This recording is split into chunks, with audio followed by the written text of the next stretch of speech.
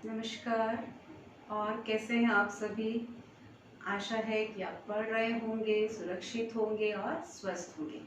अभी हमने पिछले 2 लेसन लिए थे, रस पर आधारित भाग 1 और भाग 2। आज भाग 3 पढ़ेंगे, जिसमें रस के शेष बचे हुए जो भेद हैं उनके बारे में हम अध्ययन करेंगे। अगला रस है भयानक रस। इससे पूर्व हम कुछ रस ले चुके हैं, वो आप भाग 2 में पढ़ चुके हैं। भयानक रस, इसका स्थायी भाव होता है भय। विभाव आलंबन के रूप में जब हम किसी भयंकर जीव जंतु को देखते हैं, कोई प्राकृतिक आपदा घटित होती है, विनाशकारक कोई दृश्य देखते हैं या सुनते हैं, उसका वर्णन सुनते हैं, तब हमारे मन में भय उत्पन्न होता है। अब ये भय कब उद्दीप्त होता है? जब नीरवता होती है या कोलाहल मचा हुआ होता है, कोई इधर भाग रहा है अपनी सुरक्षा के लिए, अपनी रक्षा करने के लिए, या कोई बालक, स्त्रियां, निर्बल व्यक्ति है, उनकी दुर्दशा को देखकर मन में भय उत्पन्न होता है। अनुभाव के रूप में पलायन कर जाते हैं, स्वर भंग होने लगता है, मूर्छा आ जाती है, गिड़गिड़ाने लगते हैं। इस प्रकार के कायिक वाचिक परिवर्तन व्यक्ति में आते हैं। संचारी भाव के रूप में चिंता, शंका, जड़ता, दैन्य और त्रास जैसे भाव संचारी भाव आते जाते रहते हैं।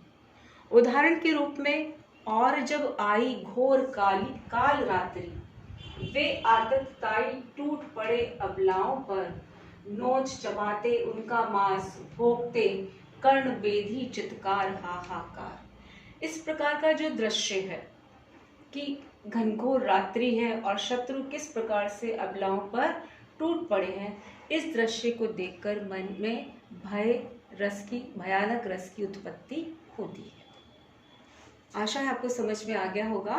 अगला लेते हैं विभत्स रस, जिसका स्थायी भाव है जुगुप्सा अथवा घृणा।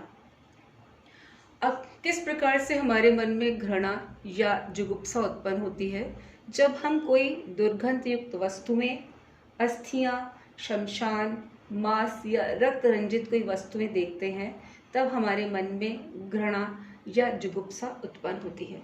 अब ये भाव किस प्रकार से उद्दीप्त होते हैं?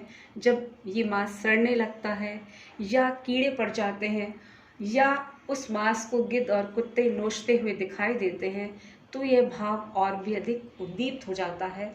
और अनुभाव के रूप में व्यक्ति अपने नाक को बंद कर लेता है रुमाल से, उसका जी खराब हो जाता है, उल्टी आने लगती है, वह मुख मोड़ लेता है अथवा रास्ता बदल लेता है। इस प्रकार से व्यक्ति में परिवर्तन आता है अनुभाव के रूप में। इसमें संचारी भाव, मोह, आवेग, अपसमार, व्याधि, इस प्रकार के संचारी भाव जब विभत्स रस उत्पन्न होता है तो ये भाव आते जाते रहते हैं।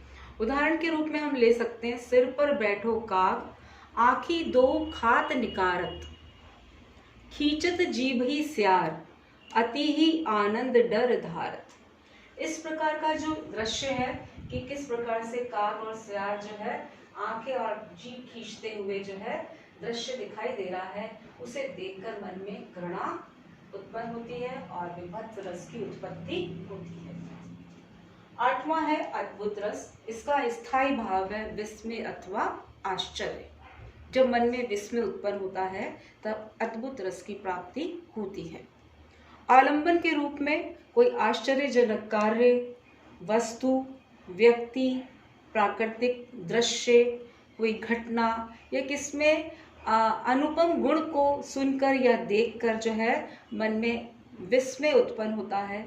और उद्दीपन के रूप में उस बालक में या कोई दृश्य में विचित्रता दिखाई देती है, अलौकिक ज्ञान दिखाई देता है, या वह औरों से अनोखा होता है, औरों से अलग दिखाई देता है, तब हमारे मन में जो है अद्भुत रस की उत्पत्ति होती है। अनुभाव के रूप में किस तरह से परिवर्तन आता है? मन में रोमांच उत्पन्न हो जाता है, संभ्रम, कंपन, संवेद, पसीना आने लग जाता है ऐसे लोगों को देखकर। जहाँ पे विचित्रता है, जहाँ पे सामान्य से कुछ अलग है, अलौकिक है, ऐसे दृश्यों को देखकर मन में अद्भुत रस की प्राप्ति होती है। और संचारी भाव के रूप में वितर्क, भ्रांति, हर्ष, शंका, आवेग और मोह संचारी भाव संचारित करते रहते हैं। उदाहरण के रूप में देखिए, एक अचंबा देखियो रे भाई, ठाडा सिंह चरावे गाई, जल की मछली तरवर ब्याई, पकड़ी बिलाई मुर्गे खाई। इस दोहे में सामान्य घटनाओं से अलग घटनाओं को दिखाया गया है, जिसको सुनकर मन में विस्मय उत्पन्न होता है और इस विस्मय से अद्भुत रस की प्राप्ति होती है। नौवां रस है शांत रस, जिसका स्थायी भाव है निर्वेद अथवा वैराग्य। आलंबन विभाव के रूप में सांसारिक नश्वरता या सांसारिक निसारता को देखकर, भौतिक आपाधापी को देखकर, मोह माया को देखकर मन में वैराग्य उत्पन्न होता है। और ये वैराग्य तभी उद्दीप्त होता है जब व्यक्ति सत्संग, तीर्थ स्थलों का पर्यटन करता है, घूमता है, एकांत स्थान पर वास करता है, तब यह भाव और भी अधिक उद्दीप्त हो जाते हैं। अनुभव के रूप में उसे अलौकिक आनंद की प्राप्ति होती है, एक अलग से आनंद, रोमांच उत्पन्न होता है, मन में दृढ़ता आती है, संकल्प उत्पन्न होता है और वह एक संतोषी जीव के रूप में उसके मन में परिवर्तन आ जाता है। संचारी भाव के रूप में धृति, मोह, निर्वेद, हर्ष, विमर्श, अनेक प्रकार के संचारी भाव मन में उत्पन्न होते रहते हैं। उदाहरण के रूप में देखिए, कबीर का ही एक दोहा है, जल में कुंभ, कुंभ में जल है, बाहर भीतर पानी, फूटा कुंभ जल जल ही में समाना, यह तथ्य कयो ज्ञानी। यानी कि यह संसार, हम क्या है, एक मिट्टी के भांडे हैं जो मिट्टी में ही मिल जाने वाले हैं। इसी प्रकार से कबीर का ये एक दोहा है, माटी कहे कुमार से तू क्यों रोंदे मोए, एक दिन ऐसा आएगा मैं रो लूंगी तू। इस प्रकार से जब सांसारिक नश्वरता की बात आती है तो व्यक्ति के मन में वैराग्य उत्पन्न होता है और इस वैराग्य से शांत रस की उत्पत्ति होती है। 10वां रस है वात्सल्य रस। वात्सल्य का स्थायी भाव है वत्सलता। पहले जो है 9 रसों की ही बात की गई थी, विवेचना की गई थी। पंडित विश्वनाथ आचार्य जी ने जो है वात्सल्य रस का भी वर्णन किया 10वें रस के रूप में।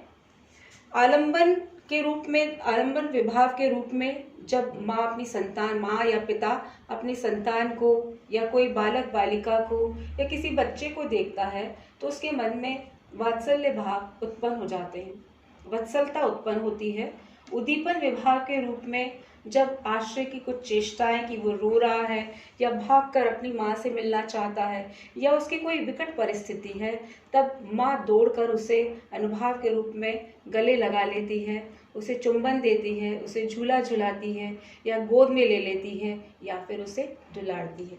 इस प्रकार से वात्सल्य रस की उत्पत्ति होती है। संचारी भाव के रूप में हर्ष, गर्व और प्रसन्नता के भाव जो है हृदय में आते जाते रहते हैं। उदाहरण के रूप में सूरदास के पद लिए जा सकते हैं, जसोदा हरि पालने झुलावे, हलरावे दुलराए, मलहावे जोई सोई कछु गावे। इस प्रकार के सूरदास के जो विभिन्न पद हैं, सभी पद जो मुख्य पद हैं वो वात्सल्य रस पर आधारित हैं। तो बहुत सारे उदाहरण जो है सूरदास के पदों से ले सकते हैं। अंतिम रस है भक्ति रस। भक्ति रस से स्पष्ट हो रहा है कि ये भगवत विषयक रति रस है, जिसका स्थायी भाव आस्था भी है। आलंबन विभाव के रूप में जब व्यक्ति अपने गुरुजनों के प्रति या अपने इष्ट आराध्य देव को देखता है, तब उसके मन में उनके प्रति आस्था के भाव उत्पन्न होते हैं। और ये भाव तभी उद्दीप्त होते हैं जब वह जानता है कि मेरा जो गुरु है या मेरा इष्ट देव है, वह उसकी जो छवि है वो अलौकिक है, या उसकी जो लीलाएं हैं वो अन्य लोगों से अलग है, अलौकिक है, गुणवान है। तब उसके मन में जो है उसके भाव जो है और अधिक उद्दीप्त हो जाते हैं। जो आस्था के भाव हैं वो और अधिक उद्दीप्त होते हैं। और जब ये भाव उद्दीप्त हो जाते हैं तो किस प्रकार से व्यक्ति में अनुभव के रूप में परिवर्तन आता है। वह गेरुए वस्त्र या सादे वस्त्र वेशभूषा धारण करने लगता है, भजन या भक्ति रस के गीत गाने लगता है और उसी गीतों के साथ नृत्य करता है, झूमता है, गदगद हो जाता है, रोमांचित होता है। उसकी आंखों से नेत्र बहने लगते हैं कि अब तक वो किस संसार में डूबा हुआ था और आज जो है इस भगवान की आस्था से उसके मन में जो भक्ति रस उत्पन्न हुआ है उससे उसके मन में रोमांच उत्पन्न होता है। संचारी भाव के रूप में हर्ष, आवेग, स्मरण, अनेक प्रकार के जो संचारी भाव हैं वो मन में आते जाते रहते हैं। आचार्य भानुदत्त गोस्वामी जी ने इस 11वें रस यानी कि भक्ति रस की विवेचना की थी और इसको 11वें रस के रूप में अंगीकृत किया गया। उदाहरण देखिए, बसु मेरे नैनन में नंदलाल, मोहिनी मूरत सांवरी सूरत, बने नैना बने विशाल। इस प्रकार से अनेक भक्ति काल के अनेक कवि हैं जिनकी रचनाओं को उदाहरण के रूप में इसमें शामिल किया जा सकता है। भक्ति रस को जो है नवधा भक्ति के रूप में भी देखा गया, उसकी विवेचना की गई है कि 9 प्रकार की भक्ति होती है, किस तरह से हम भगवान का श्रवण करते हैं, कीर्तन करते हैं, स्मरण, पाद सेवन, उसकी चरणों की सेवा करते हैं, अर्चन करते हैं, वंदन, दास्य भाव से उसकी पूजा करते हैं, साख्य भाव से और आत्मनिवेदन करते हुए हम ईश भक्ति अर्थात भक्ति रस की विवेचना करते हैं। आशा है कि आप सभी को रस की इस विवेचना या रस के भेद समझ में आ गए होंगे और मैं सोचती हूँ कि आत्मनिवेदन के साथ साथ हम आत्मचिंतन भी करें, तब हमें इस प्रकार से रसों के जो विभिन्न भेद हैं या रस की निष्पत्ति किस प्रकार से होती है स्पष्ट हो जाएगी। अभ्यास करना आवश्यक है। इसी आशा के साथ नमस्कार।